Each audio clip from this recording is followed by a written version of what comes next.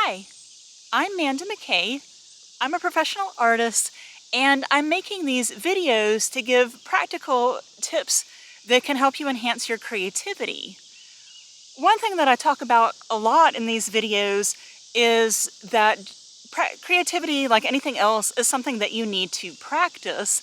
And just by spending time coming up with ideas, whether or not you wind up using them, is extremely useful, both in the short run and in the long run. So today I'm going to talk about elevating the mundane, and then the opposite, which I guess would be mundaning the elevated, and how just thinking about this can help you improve your creative practice.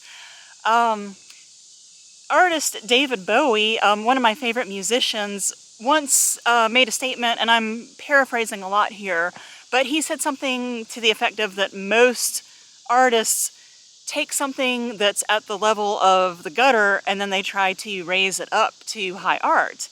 And he said he always tried to do the opposite, where he would take something that was high art to start with and then bring it down to the level of the gutter.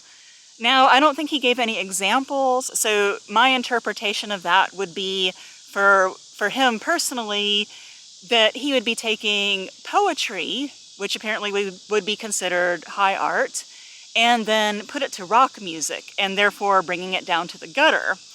And as you can see, this is actually something very subjective as far as what is high and low, but I guess in this example, poetry exists on some lofty plane, and then you add drums to it, and now we people on the pavement can suddenly understand this poetry. But anyway, I'm not sure if that's exactly what he meant as an example of that. But hopefully you get the idea that you would take something that might be considered lofty or even inaccessible, and then you figure out a way to kind of make it more everyday. Now I've done both directions in my work. I think mostly I have elevated the mundane more than the opposite of that. And I can give you an example.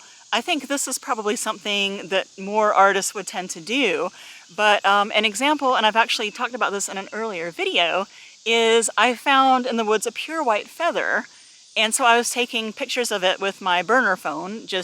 I took some pictures of it just in situ as it was on the forest floor, and then using one of my own creativity tips, I asked myself, what is the worst way that I could photograph this feather to get a more unusual photograph out of it?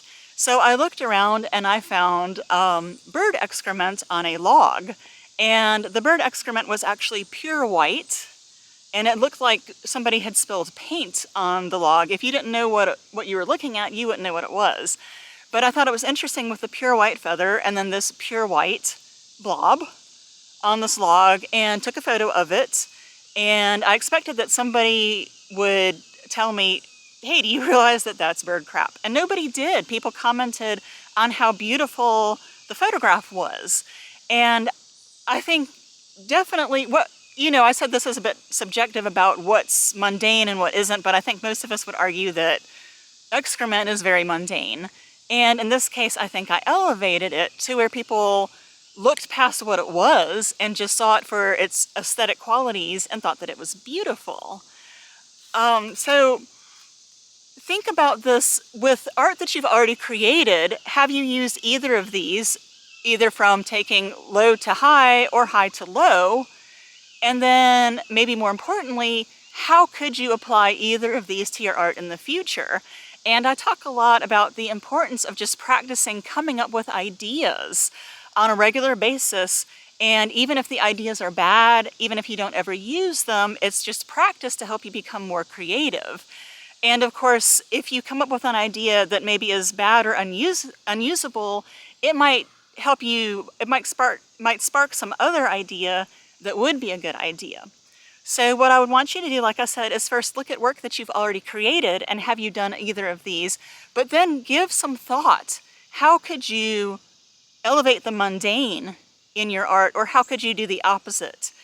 And here's an example, maybe not a very good example, but let's say that you are into cooking. You could say that expensive caviar is extremely highbrow.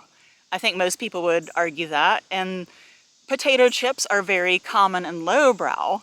And then you could combine the two. And maybe not a great idea, but caviar, I think, is served on fancy crackers. So perhaps at your next extremely fancy party, would you serve caviar on potato chips instead of crackers?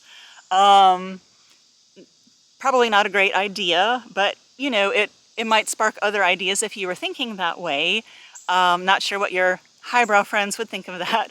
And then, of course, this brings up another point about this whole exercise. If you really were serving caviar on potato chips, are you making the caviar more lowbrow, or are you somehow elevating the potato chips?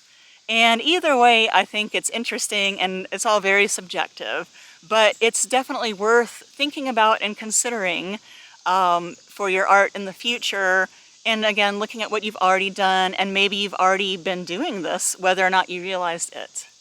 So give it some thought, try it out. Let me know in the comments if you've found that you've done either of these, or have you given it a try now after seeing this video. And again, my name is Manda McKay. I hope you found this video useful, and thank you so much for watching.